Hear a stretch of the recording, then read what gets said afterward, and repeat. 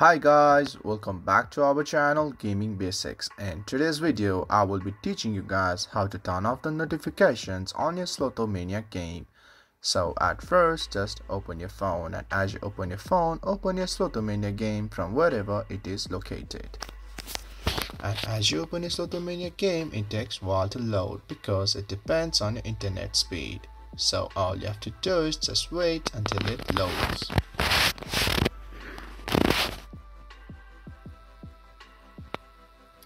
And guys, as it loads, you are in this home screen as I am. So just stay at this home screen and look at the right top corner for that 3-bar option, and as you see it, just click on there and open the settings page.